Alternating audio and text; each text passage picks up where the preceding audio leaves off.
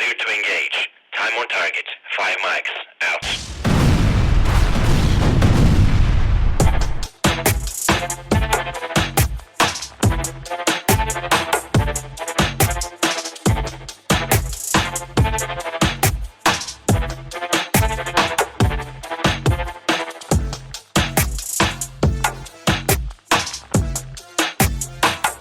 Well, it looks like we're recording on some level, I think. Did you see the top of this White House press release? It was another week filled with endless wins for the American people under President Donald J. Trump. I was watching the press briefing, and she calls on the AP, and he was talking to the trade, if you do the trade deficits, creates an inflationary tax or whatever. And it was the AP guy, and they went back and forth, and she goes, "Oh, remind me next time not to call on the AP for a question." I was like, bam, just slamming it, She's kind of funny. I think she's great. So she makes me laugh. But, I think that part, watching that stuff go down, like whether it's Zelensky and Trump, which appears Zelensky's now sent a letter, apologizing, or it's, this stuff going on with the press and everything. This is what I missed about the last 4 years. It was so boring. But we had what are we in now? I think they just passed 6 weeks, 50 days. 50 days, yeah, 6 weeks, and we're like every day just feels like there's just stuff, right? And Trump's buying a Tesla now. Sean Hannity put on Twitter that he bought a Tesla. There's just a whole bunch of just craziness that's ensuing, and the Dems are losing their minds. And I think, don't you think that's coordinated? The Dems, this whole the FU, the F-bomb stuff, and running around and just cussing and just creating just this storm of hate towards Trump, just saying because they're so mad or something, versus, I don't know. I just feel like it's kind of coordinated. It seems like the Dems coordinate everything. It is. Well, I think one thing that's funny about it is that I think that they're so lost right now in their message, and the only thing that gets people revved up is just being crazy anti-Trump. I don't even think we talked about the Dexter clip and what Dexter was the F Trump. You can't even say F Trump right. And I think that's super interesting, because here in Oregon, at least, she didn't have the reputation of being a resistance type fighter. And so I think that whatever happens with her in DC in her career, that moment's going to define at least her entire time during the Trump presidency. She might, Congress people have been able to reinvent themselves through different administrations and different times, but she's going to wear that for quite a while until she decides whether or not she's going to stay in the resistance lane, or she's going to take more of the Hoyle approach, which is more of the I'm going to find opportunities to work across the aisle in the minority type of a style, right? I think if she gets stuck in the resistance lane, I think she's going to find Congress to not be an exciting place, except when she's out there saying rambunctious things that kind of gets her notoriety on social media. But I think that stuff's kind of fleeting and not that exciting. No, because Blumenauer wasn't a resistance guy. No. I mean, he was a kind of a get her done kind of guy. DeFazio was kind of a get her done type of guy. I think for longevity, you have to enjoy. And we thought Dexter was one of those, right? I mean, just based on her time in the legislature. But I mean, really kind of playing into that resistance, fist pumping. I just don't know if that's not good for longevity. I don't think. I think at the end of the day, your friends across the aisle that you have to make things happen, because regardless, Congress is going to be, I think, for the foreseeable future, based on what we have, it's going to be fairly evenly split. Whether the D's are in charge or we're in charge, there's less and less seats that are flipping. So I think you kind of would want to be, not necessarily play to the middle, but do you really have to go out there and drop F-bombs? And I think you've got Bernie Sanders. I don't know. I think you've got to know that whatever policy lanes you kind of choose, because it seems like that's how Congress is kind of here. You get moved around some, but you basically choose a couple policy lanes, and you get those committees, and then you can work your way up over the next 20 years to become the ranking member on that committee, and then you're the chair when your party's in the majority. And I think it's that type of like understanding that, you know, if you're from a safe seat, you can kind of be there as long as you want to be. And so you just have to decide, like, am I going to be one of those that puts my head down and does the work, or if I'm the one that is going to be out there on media all the time. And I think it's they call it show horses versus work horses in Congress. I've heard that term or used. show pony. Show pony. Yeah. Like AOC's a show pony, right? I mean, because nobody takes AOC seriously on any policy. No. Like, she's got zero policy cred. She's got this one. Did you see the 10% limit on credit cards? So the Anna Paul Luna from Florida, the Republican, and AOC are working on a bill to cap credit card interest at 10%. So it's like, sounds great in theory. What's going to happen is all the people who never pay their credit card bills, only pay the minimums, none of them will have access to credit cards anymore, because they won't be able to, the credit card companies won't be able to make the kind of money that they have been able to make. So it's not going to be as profitable to carry as much debt. They're either going to be very small limits. I mean, it'll be good because people will have to pay their bills and won't be able to rely on credit cards. But for people who are living on credit cards, it's going to be very bad for them. I don't think the bill actually goes anywhere. But no, and again, not thought through policy. I'm definitely not seeing the stuff that come out of her. I mean, it's a good idea in theory. You're right. I think the idea of capping credit cards, but anytime you cap anything, it tends to be, it never tends to work out. You get less of whatever it is. All of it. Well, it's like rent control, right? I mean, we live in it here in Oregon. We have rent control, and rent control is not helping us solve the rental market. You know what would help that? It's called supply and demand. If we increase supply, we'll take care of the demand. And I think that is literally the problem, is just get more supply in the market. And we're seeing that in Portland. Like, I was just looking at some numbers, I think it was with multifamily Northwest, that market rates for rentals in Portland are almost at the market rate. So this is not affordable housing. These are just market rate, is almost at 80% AMI right now. So that means the regular market rents are coming down to keep up with the demand that's out there. And that means at some point, if the market rate housing gets so low that it's below the affordable housing, so you would actually see people literally leaving affordable housing to go to a market rate apartment, because it's actually, their bottom line's cheaper than it would be if they stay in that affordable housing complex. Plus, they might have the market housing might be better, might have a nice air conditioning, and might have a better, might be in a better neighborhood, all those sort of things. So that's going to be interesting how that all plays out with that stuff. Well, and we're talking about, there's a couple of localities. I think Austin's one of them, in Texas, and Denver, Colorado, where they just built a lot of apartments, and that didn't just stop rents from going up, it actually decreased them, because there was a huge influx of supply. And I'm looking for my stuff from multifamily Northwest right now, but basically, Texas just keeps building. Land is flat and it's cheap. Right. Well, and in Austin, you know what they don't have that a lot of other places do have? They don't have any zoning. Wetlands? Nothing. No, nothing's zoned. Nothing's zoned residential or commercial or single family versus you just build. Yeah. Wherever you can get land and you can build on it, that's what you do. Yeah. And so that allows a supply of housing to be out there. There we go. Well, I know Texas has the most, like, it's basically all private land. Like, there really is there's like hardly zero federal lands. There's zero state lands. Yeah. Which that's very different than what we're used to. 53% federal lands of Oregon, maybe? Yeah. Isn't that crazy? Yeah.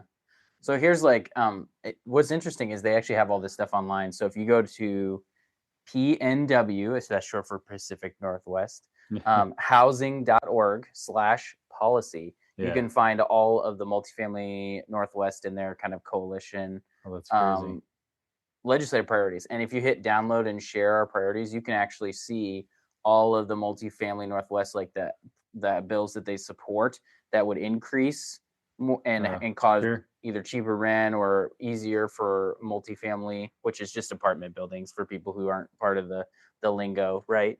And then you have all the stuff they oppose, which would make a lot more negative for housing.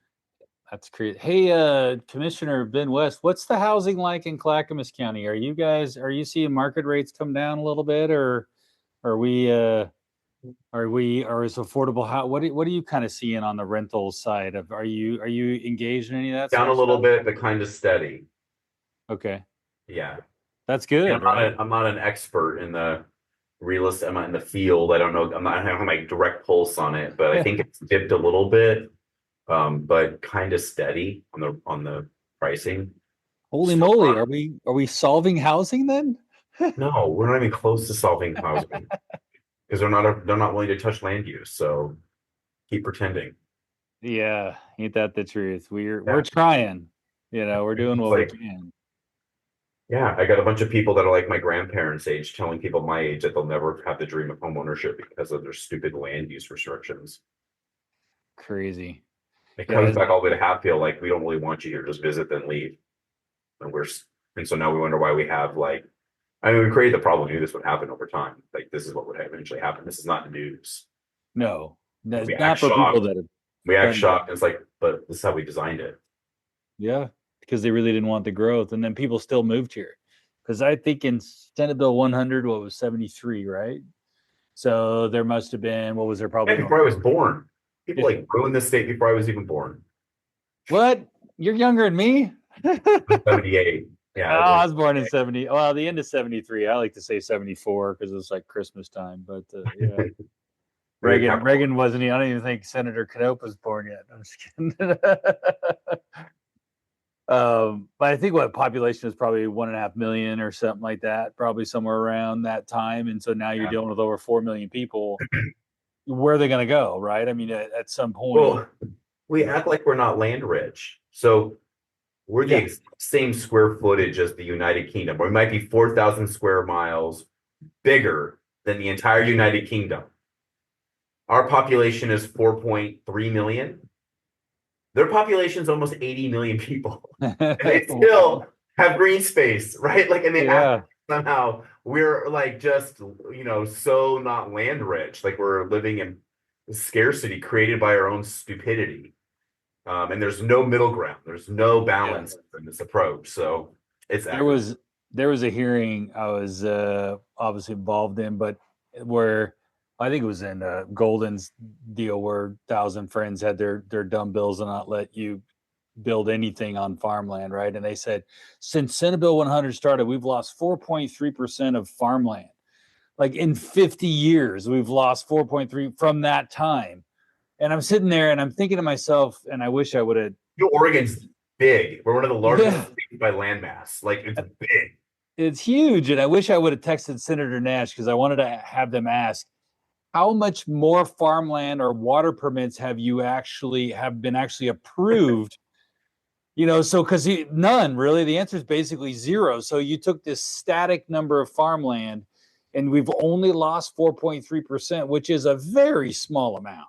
Well, and also that is not measuring farmland that's been productive. That's probably measuring exclusive farm use zoned farmland. Zoned but it's not productive. It's just like a gravelly pit that happens to be whatever. Correct. Yes, because what they did when they did the Senate Bill 100 stuff, and I don't know if it was right away, but they zoned. There was basically 5 types of land. There's the urban growth, like the cities, basically. And I think they called it urban, and then eventually had the urban growth boundaries. They have urban reserves, which is reserve land that those boundaries can grow into.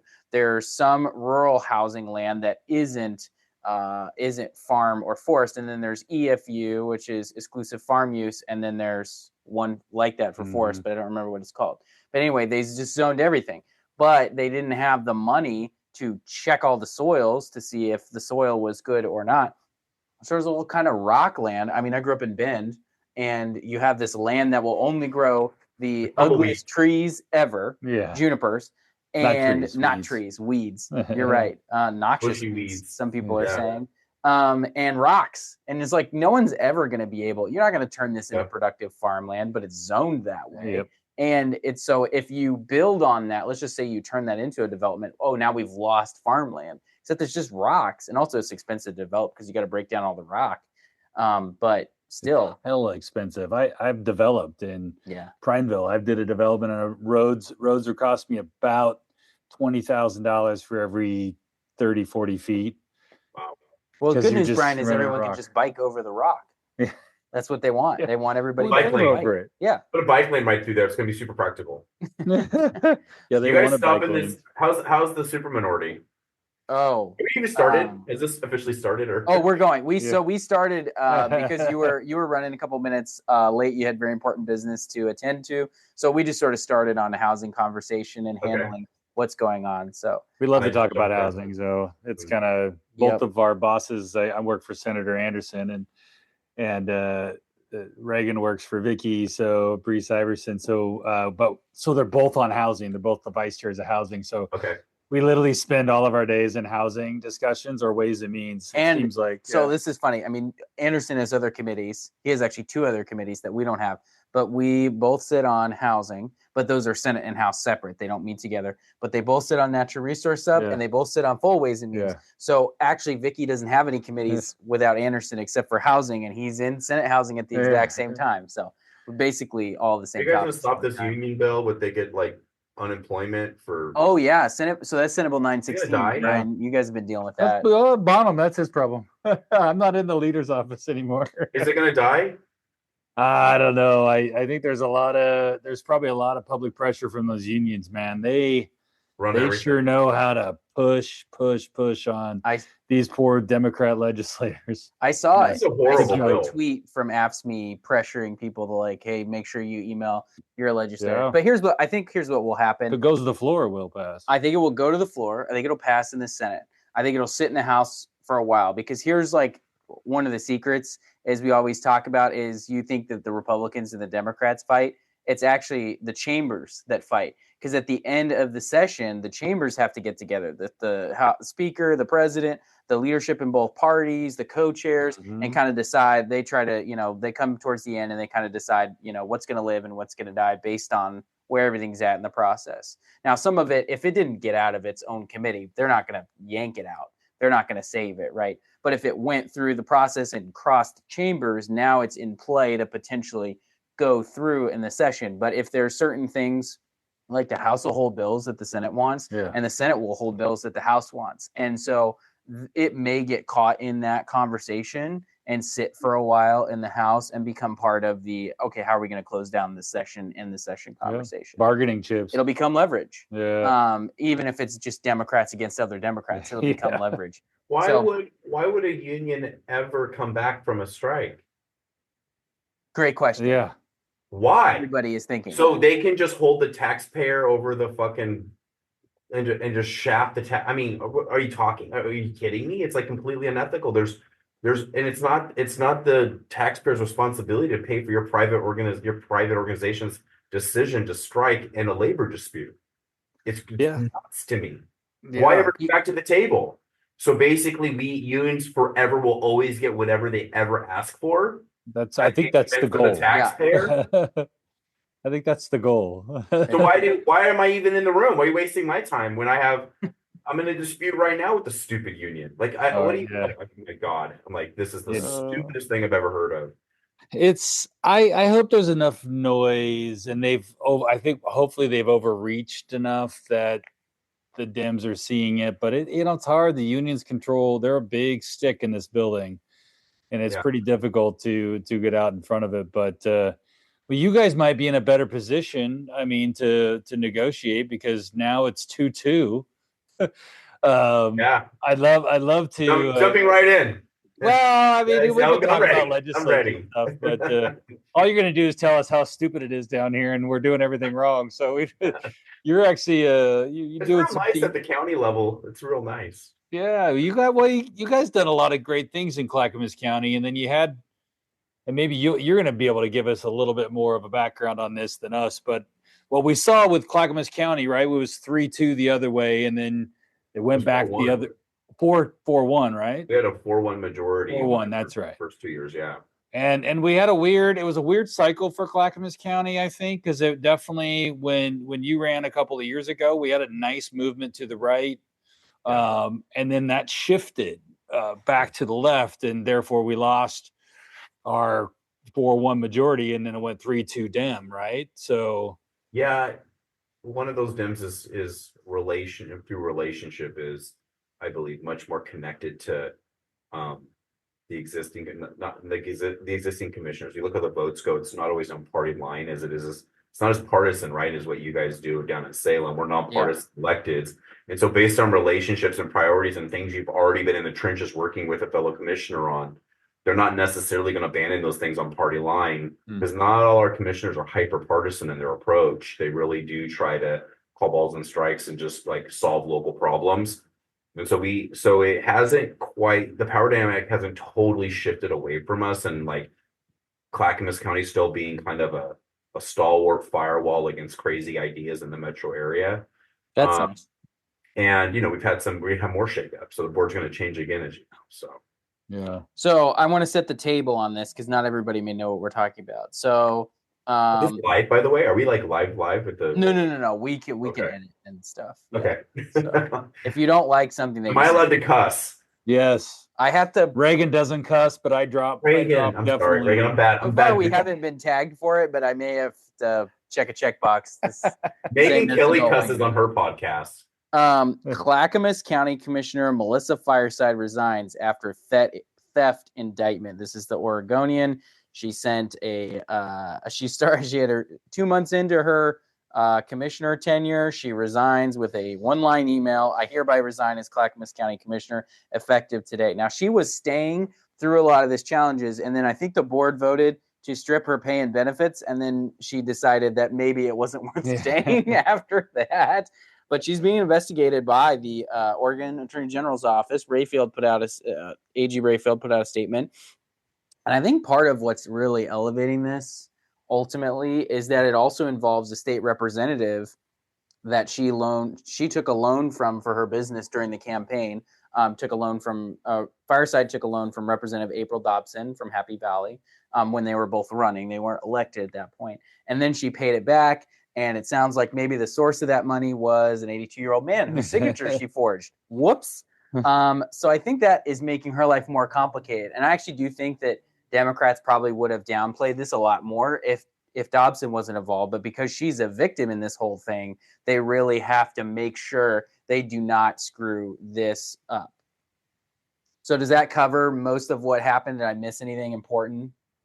Do we know anything about the 82-year-old guy? Like, that's just odd to me. Like, is he related? Is he friend who lives in an assisted living facility who has cognitive disabilities and severe health issues? Yep. Wow. So this was. So he was victimized allegedly by now Miss Fireside, no longer Commissioner Fireside, was victimized by Miss Fireside, and there are rumors that there are additional fraud-like allegations down the pipeline on other issues. This isn't a one-off for her. It usually isn't. It usually. And so yeah, she took advantage of this guy and stole tens of thousands of dollars from him. And this was all the part that I think that inflames a lot of us. And I think you were the first one to come out and call for her resignation. But but knowing that this was happening, this investigation was kind of happening before the election. Yeah. So investigation, if I remember correctly, started in August during the last election cycle. At that point, it was just an investigation. We didn't know if it was more than an allegation, right? So. But a week before the election, police raided her home with a warrant, which means they judged in Clackamas County had some probable cause to go and raid her home. The media, and I know there was some debate behind the scenes whether or not they go public with that, because it's not just an allegation if a warrant's issued. They decided to sit on that and be quiet and did not report on that information of her home being raided and an ongoing investigation until right after the election. They reported right after the election what they knew right before the election. Many people feel lied to by omission. I think if I look at this, maybe because there's an investigation going on in August, that's not enough to maybe like blow it up and to put your finger on the scale. But if a warrant is issued, you do have a judge look at that. At that point, the electorate probably has a right to know that there's something more to this and then make the decision. Now, I don't know if it was going to totally flip the electorate towards Scholl. But back to Scholl, but it would have made it a lot closer, and potentially, we could have seen a more fair outcome if the electorate would have understood what was before them. We'll never know. And she didn't. She wasn't. She resigned.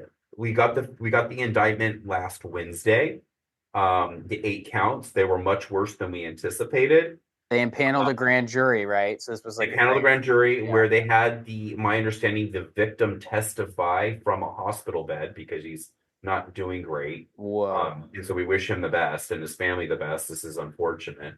And we get home Wednesday night, flying home from DC. I'm on the plane writing like what our policy position should be going forward. We have a robust discussion with me, Martha, and Paul. Just for your viewers, the county commissioner has 5 board members. One is Chair Roberts now, former sheriff. Myself as a county commissioner, Martha Schrader as a longstanding county commissioner, Paul Savas, and then we had now who was Commissioner Fireside, who has resigned, who is indicted on those felony charges. So we get home. I'm trying to be prepared as possible. We go into executive session, just me, Martha, and Paul. Craig is not around. Craig is still in DC as the chair. So we kind of we have a hearing room full of people that want answers, that are upset. I make the motion and I fight for us taking the immediate action to strip her of her pay temporarily until we can figure out what is going on. I believe, and there's a lot of evidence, I think, that shows that action and leadership of immediately stripping her pay is what caused her immediate resignation. Yep. Because she did tell us that she just wanted to resign with pay and just take a leave of absence. Not resign, but take a leave of absence with pay, and we just get to foot her legal bills and administrative costs while she does no work for the county. So like, yeah, that's not a thing. And so that was kind of bold leadership. And I think that also what happened is the Democrats never were able to get their statement out asking for her resignation. I know they were circulating one, but on the record, the only people calling and taking leadership to get her to step down and get her to do it swiftly was me and my fellow commissioners. So, but I think it's what we're going to get now is much better than Melissa. Melissa, we could talk about her record and why she was such a problematic elected, even when she was running. But I think we're going to get somebody that we're all going to see as an improvement. I did enjoy the comment in the Oregonian. Commissioner Paul Savas said he was glad Fireside had chosen not to delay the inevitable, which is like an incredible knifing of just like, yeah, you were going to step down. So thank you for saving us all of months of turmoil. So you guys have that authority to strip her of pay. That's interesting. We had to do some legal. We had been asking that question. Yeah. They actually considered doing it to Mark Scholl back when he had his controversy when he first got elected. Oh, so interesting. Already a legal memo from the previous county council that said, hey, you can do this and here's your authority. And we initially came out to do it temporarily till we could get Chair Roberts back in town and figure out what was going on and what our actions would be. Like, we expected to take more action today, but that swift action and leadership and showing her that how serious we were taking it moved to her resignation. I believe that was ultimately what caused her to resign, which is what needed to happen. Yeah. Oh, clearly. I mean, but I think sometimes these people think they can just resign and then it just kind of goes away. But I think what she's missing is she was indicted for felonies. Like, that stuff doesn't disappear, right? I mean, it's not like you said something stupid in the newspaper and you resign because of your dumb comments. Like, no, you're actually gonna hopefully go to jail and hopefully they hold her to a higher standard. She could get 10 years in prison right out the gate. Whoa. Dang. So she might be in Coffee Creek here in short order. Well, I hear they have some problems with enough staff at Coffee Creek, and they're not getting any daylight time because they have no staff, so they have to keep them in their cells all the time, locked up. That's what keeps me from committing crimes, Reagan. Is like this idea of going to prison. Like, I think it's a very big deterrent. That's all. That's it, Brian. Yeah. Don't worry, because we're in a cuts budget scenario, and the thing Department of Corrections always proposes is closing prisons. Oh, yeah. There may not be enough room for you. That's true too. And they don't want to send people to prison. They don't want to label sex offenders as sex offenders either. They want to just let everybody off the hook for crimes. So we should. You're going to get early release anyways. They're not going to let you stay there. Right, and that's the thing. And they'll pardon or commute your sentence. Yeah. The more horrific your crime, absolutely getting out early. There will be Absolutely a few Democrats lobbying not to commute Bryan's sentence. There will be a few. I'm not getting out of jail. I do think Trump.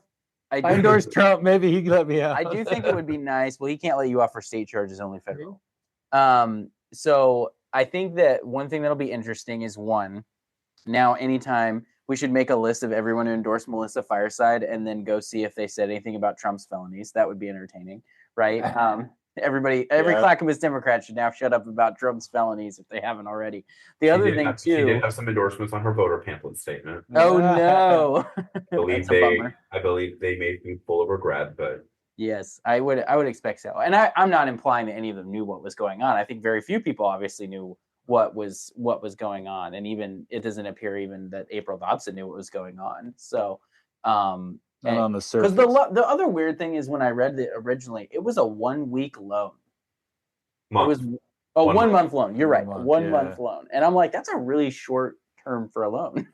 Do you know where the money might have come from? Yeah. Do you have any idea? No. What time of year was this?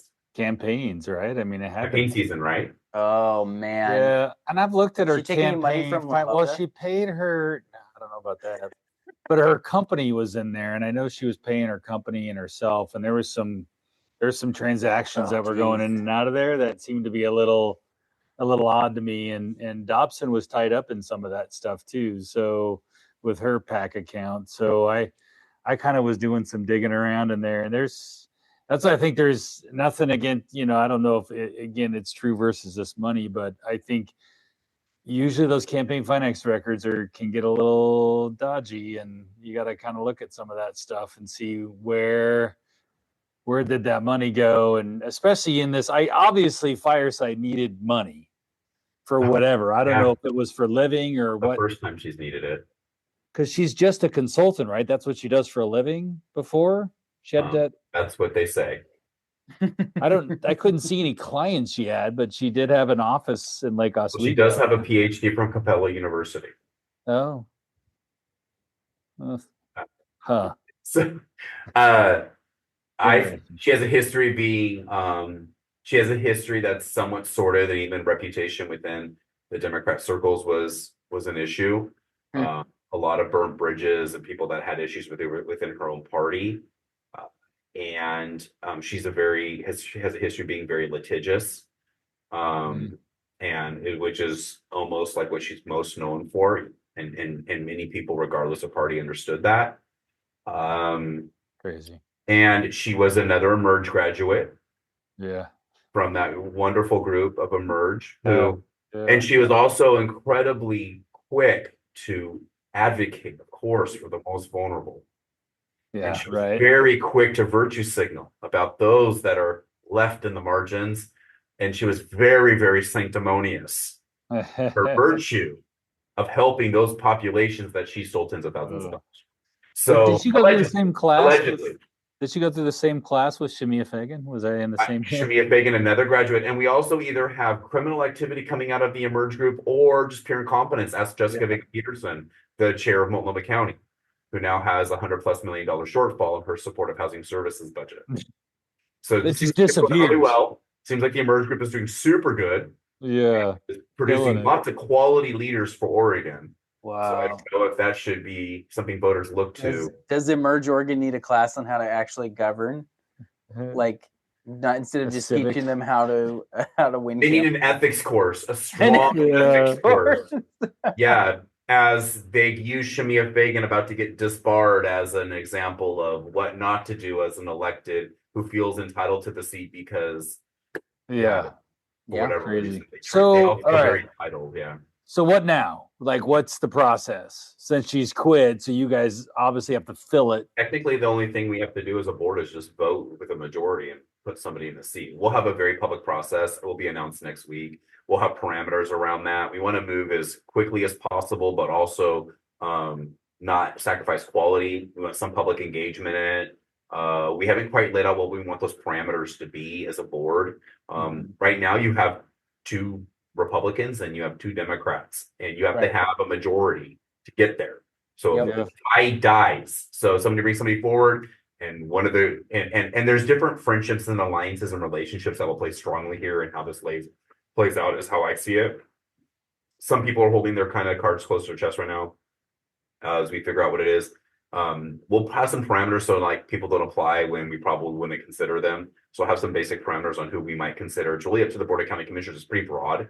They'll have to run again in 26, so there'll be an open cycle because there's more than 2 years left on the seat. Same way that you handle it in the Senate, because there's 2 years left on the seat, then that person's going to have to run again in that cycle. And then they run again in 28, so they're back on cycle to the normal 4-year term. So we start for 4-year terms. That's rough. This is a big county, so you have to raise money and do a lot. That large, we're the 3rd largest county. We're part of the Portland metro area. We're kind of where urban, suburban, and rural all kind of collide in one county. We're larger than the state of Rhode Island by landmass.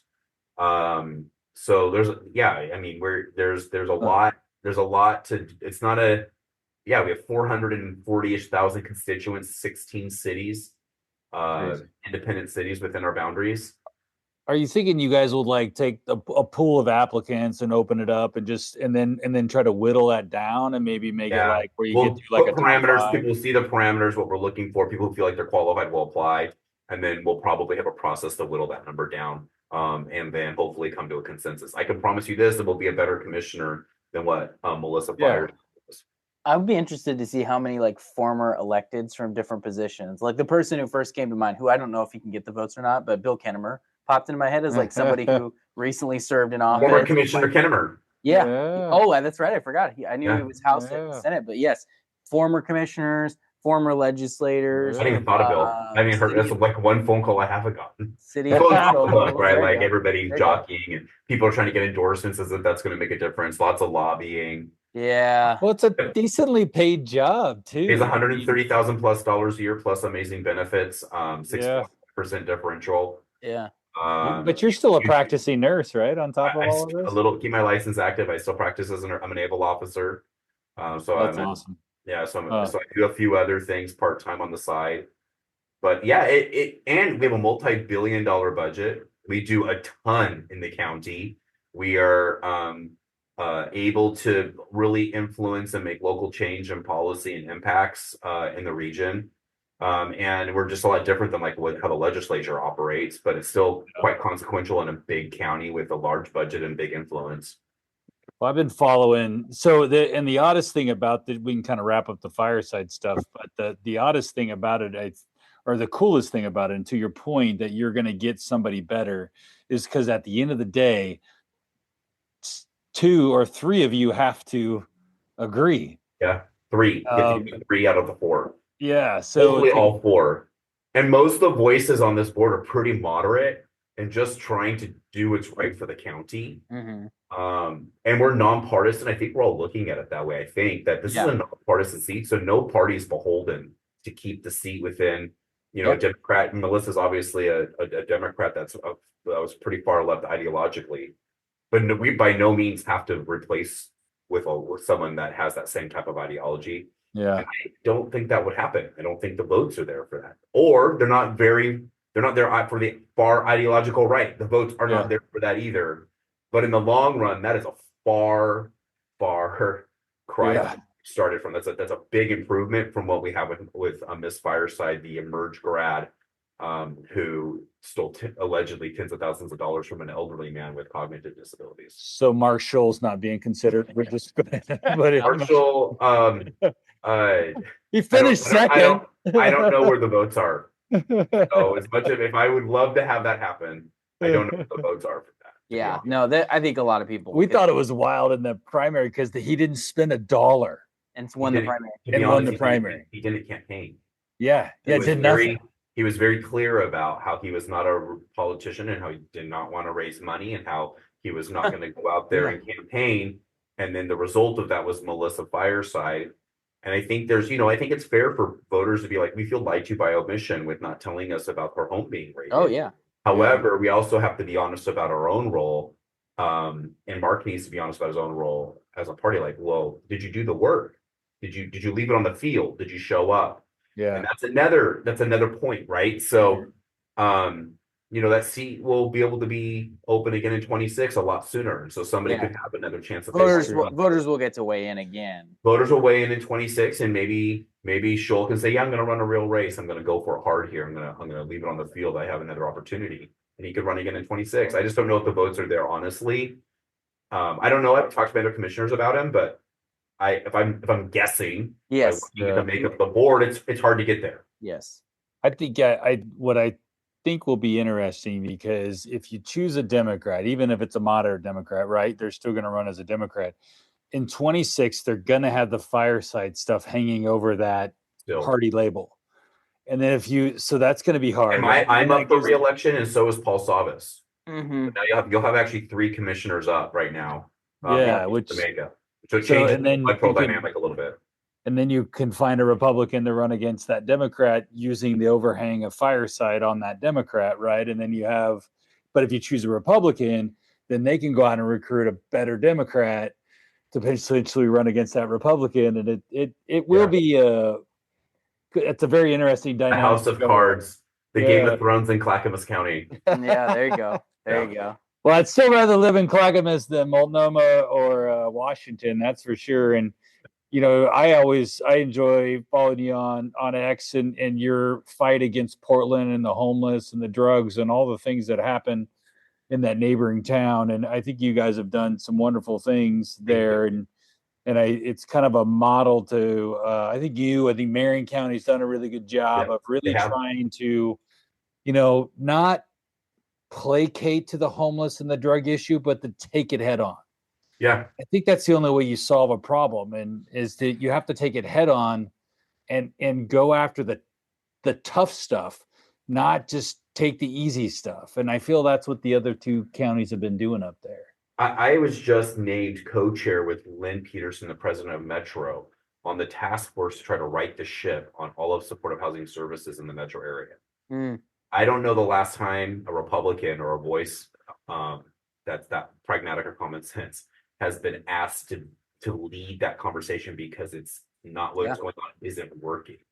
And so I'm super honored to be sitting on that task force right now, and beginning to actually bring some good common sense solutions and ideas on why it's working in Clackamas to a place that is desperate. And we have to have Multnomah County do better, or Portland, or the whole state suffers, right? Period. Whether a lot of the other parts of the state, outside the state, they either want to be part of Idaho, or we're just like, seriously, again, what's going on in the Portland area. But I'm really honored as of recently to be named co-chair for that. And I'm hoping we can begin to kind of right the ship and begin to see some movement to help people get their lives right. Are you still seeing a lot of businesses kind of moving out of Multnomah and into Clackamas, or is that kind of stalled with the economy stuff? We just had a meeting with elected leaders and the Portland Chamber. It was last Friday. I think it was last Friday. So morning meeting, Chamber holds with Echo Northwest on the kind of the economics situation that Oregon finds itself in, and they full of statewide elected state senators, leaders in the local area, metro area, commissioners, metro councilors, kind of filling the room. 98% left, and then a handful token Republicans. And then, just shocked that we're going into a doom loop, an urban doom loop, which, by the way, is a real term. It's a real academic term, and we saw it probably recently reported. And it was bizarre watching them explain why and how we're in an urban doom. I'm like, some of us has literally been saying this for the last 6 years, 4 years, right? This is where we're headed. And we're really seeing people flee. If they don't leave the state totally, they're going to Clark County, and they're seeing much better outcomes and results and livability in Clark County, Vancouver area. And if they're staying in the Portland area, they are coming to Clackamas, and they're voting with their feet. And out of all 3, the counties, the Washington, Clackamas, and Multnomah, we've been pretty pragmatic and common sense in our local governance approach. And we by far are having the best outcomes. Now, comparatively to healthy counties across the nation, I mean, we get a better outcomes, but we still share a 12-mile border with Portland and Multnomah County. Yeah. But it's not by no accident that we have better local government outcomes and good government, because people want to live here, right? And they're voting with their feet. And there's real reasons behind that. Is because, you have different type of leadership here than you have in the other areas. And so Clackamas County and Clark County just provide a different option for people who have the ability to relocate. It's so crazy that moving to Washington is Yeah. a better alternative than staying in Portland. I just, because everybody always thinks Washington, they think Seattle, right? Now they're Yeah. batshit crazy, but for some reason we're worse. So you'll leave Portland to move to Clark County. You see, like I always tell people, your government closest to you impacts your life the most. Yep. And so, I heard a great phrase. Like the state level is kind of like middle management, and then you have way up there, you have the feds, and you have state level's middle management, and then you kind of have your counties, your cities, your school boards, and on the big local level, it's counties as the hierarchy, and then down from there. But we impact your life the most. We have to fill your potholes. We have to show up when there's nowhere else to go. We have to do emergency response. We have to make sure the roads are we have 1,500 miles of county roads. We do public health and housing. We're a housing authority. Like you think about it, like at the end of the day, like you feel it the most at this level. And at this level, if it's hyper dysfunctional, like what you're seeing out of Multnomah County and the city of Portland, I mean, you really feel it. You really see it day to day. We all have a role to play. There's, we have a layered system, but they feel better because it is better in Clark County and Clackamas County because their local government is competent. And at the end of the day, that's what we're trying to do. We're trying to solve local problems. So I think that's why people sense that is that old adage that like local government impacts. Well, it's true, and there's proof of that. So I was just a couple more. I have two more questions for you before we let you go, because who knows if I'll have you back. One, could you guys move your borders and get rid of Lake Oswego? Would that help and move them to Multnomah? I feel like that's a heavy tax base you're asking me to give up, though, man. I know they pay real property taxes in LO. And then with 205, like don't you the transportation stuff that we're dealing with on the state level, it's really going to impact Clackamas County and the residents there. And what's kind of your take on the I-205 and everything within that scenario? I just feel like there's a huge impact. I-205's got to get bigger, I believe. And we got to have meaning more capacity, right? We got to have more lanes, more capacity. And if they add tolling, that's just going to super impact Clackamas County roads, right? Because people are going to work their way around it and worm around the tolls as best they can, the people that can't afford it. And I just feel we're at a weird impasse in that section of this state when it comes to transportation. Well, ODOT is a giant billion-ish, multi-billion-dollar behemoth that never seems to have enough. It feels kind of like this sensational blob that's just rolling over jurisdictions and cities and consuming them. And so I think a lot of people want to know where's the money gone with ODOT and why isn't there a full, like, if I was Secretary of State, I would have been the first audit I did was like, I want a full transparent audit, performance and financial fiscal audit of ODOT. Maybe people don't have a lot of trust right now. And you lost that trust when you tried to shove tolling down our throats. And one of the big local jurisdictions that fought that back and beat down the ODOT, and we took on Goliath, the ODOT, and the governor, that was Clackamas County. Yep. And that was galvanizing 16 different cities as leaders and saying, absolutely not in our communities. And we stopped that really regressive and very oppressive basic tax on people on highways and roads that my grandfather already paid for. And no new capacity, like you said. It wasn't transparent. People rightfully so were really upset, but that was local leadership fighting back against the state, and the governors now really had to pull back from that. I don't know how we totally fund it. I think that we haven't been creative enough. I don't think we've been fiscally sound in our structure. I agree with you in the need for capacity, but we also need an accountable agency, and it feels like it's kind of autonomous onto itself. And it can't be trusted. So it's really hard to give billions more. And it just seems to just be big numbers at this point that are unrelatable and a lot of kind of waste. And I don't know what we have to do, but we have to look a little harder at what's going on with ODOT. That builds trust again in the community. Clackamas County, I don't know how the rest of the area feels. We just don't trust what they're trying to do.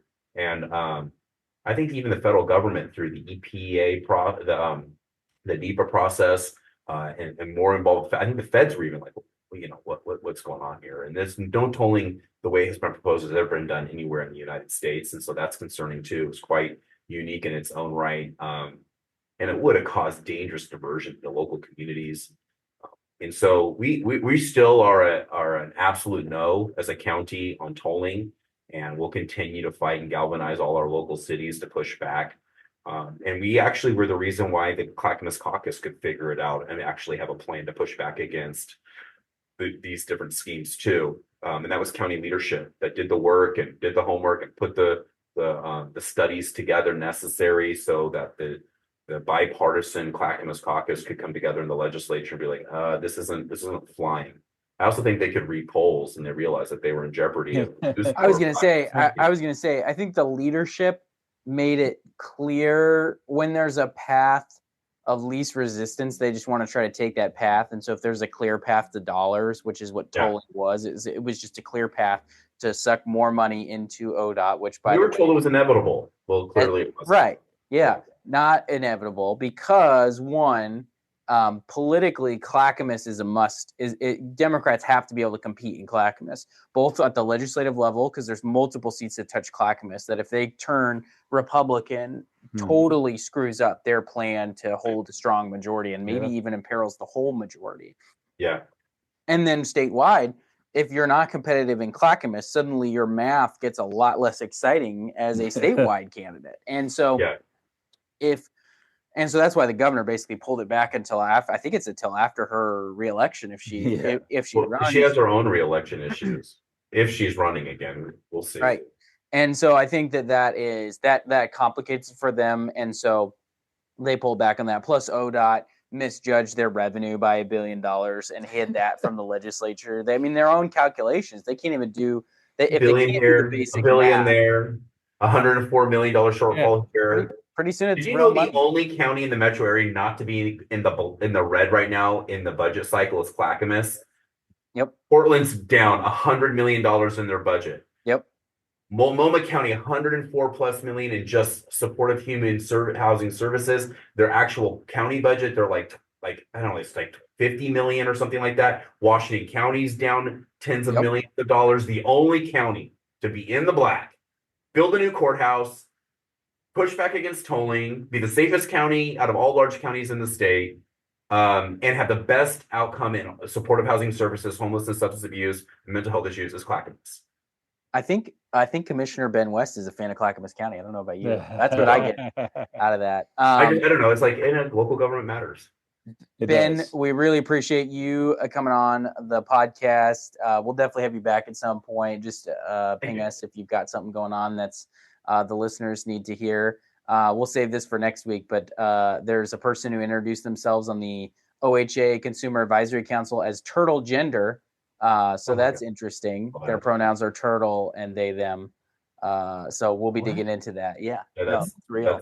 Oh my God. That's incredibly real. That's not a thing. Are you doing a preview? What are you doing? Yeah, no, I was just reading this. I saw it earlier today and it's already on a bunch of the it went viral. Like last night I saw it on a bunch of different feeds. Have we not fired that OHA director yet that took another job? Like what's going on there? Don't worry, she's not gonna take any, she's trying to figure out how to not take any pay for it. She's just gonna anyway. In New Mexico, the one during COVID, what was his name? He went on to New Mexico. It was Pat Allen. Yeah, Pat Allen. And he's no longer, I saw a news clip. He left OHA. Or not OHA, but the New Mexico Health New Mexico version of that. Yeah, he's no longer there. Well, New Mexico.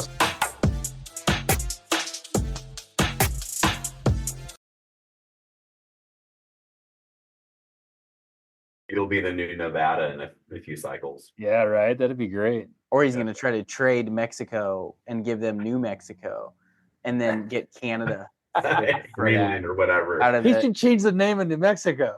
It's like so much you can track of. So New much. America. New America. Yeah. That'd be great. Yeah, maybe you guys with commissioners, you should start looking at like landmarks. Can you find like an Iverson Mountain? Can we change like Bull Mountain to Iverson Mountain? Or how much does that cost? Like camping. The feds own all Bull Mountain. It just happens to be in my county. Oh, really? Yeah. I can give you maybe like a roadside stop with seedy behavior. I'll take it if I can get a commissioner. Iverson truck stop. I'm in. That'd be wonderful. Well, thanks, Commissioner. Appreciate your time, and we look forward to having you back, especially if there's some fun news and with the new commissioner coming on or something. Maybe even if it's a new commissioner you want to promote, we'll have him on and we can talk about stuff going on there. Yeah. I look forward to it, my friends. Thank you for having me. Thank you. Appreciate it. We'll see you guys.